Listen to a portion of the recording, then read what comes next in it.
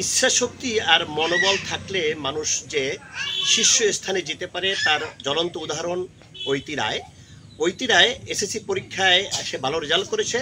ছোটবেলা থেকে সে দৃষ্টি প্রতিবন্ধী হলেও সে ভালো শিক্ষা অর্জন করতে পারছে। বর্তমানে সে মোংলা সরকারি কলেজে এইচএসসিতে অধ্যয়নরত রয়েছে এবং তার ভবিষ্যৎ পরিকল্পনা হলো সে লেখাপড়া করে একটি মানুষের মতন মানুষ হতে চায়।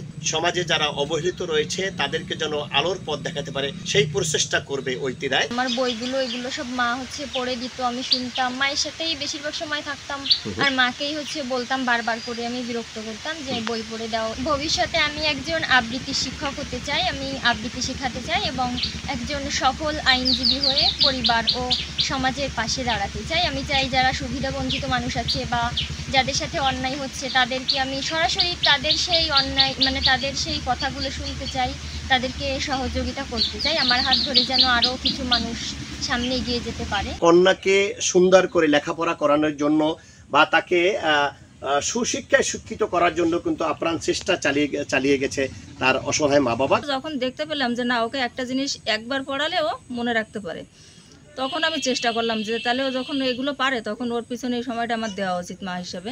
তখন থেকেই আমি ওর পিছনে এই যুদ্ধের শুরু, যে ওরা আমি লেখাপড়া শেখাবো এবং যতদূর পারি চেষ্টা করতেছি। তবে ঐতি রায়ের সেই অসহায়তার কথা শুনে বিএনপির ভারপ্রাপ্ত চেয়ারম্যান তারেক রহমান তার লেখাপড়ার জন্য আর্থিক সহায়তা পাঠিয়েছে। পড়াশুনোর ক্ষেত্রে যে বিষয়টা, সেটা যতটুকু সাপোর্ট দেওয়া দরকার ততটুকু আমি হয়তো বাবা হিসেবে সব সময় দিতে পারি না।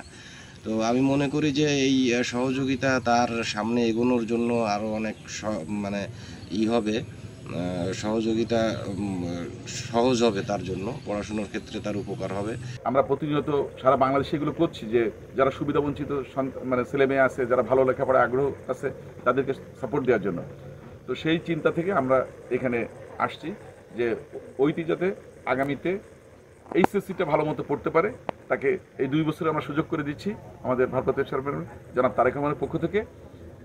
তারপর যদি সে ভালো করে এবং যে শাখায় পড়তে চায় আমরা তার পাশে থাকব। মা বাবার একমাত্র সন্তান ঐতি রায়, সে তার এই অসহায় মা বাবার পাশে দাঁড়াতে চায়। ভবিষ্যতে যেন সে একজন লেখাপড়া করে মানুষের মতন মানুষ হতে পারে, অসহায় মানুষদের সহায়তায় দাঁড়াতে পারে ঐতি রায় এবং মা বাবার মুখে হাসি ফুটাতে পারে, সেই প্রত্যাশা করছে দৃষ্টি প্রতিবন্ধী ঐতি রায়।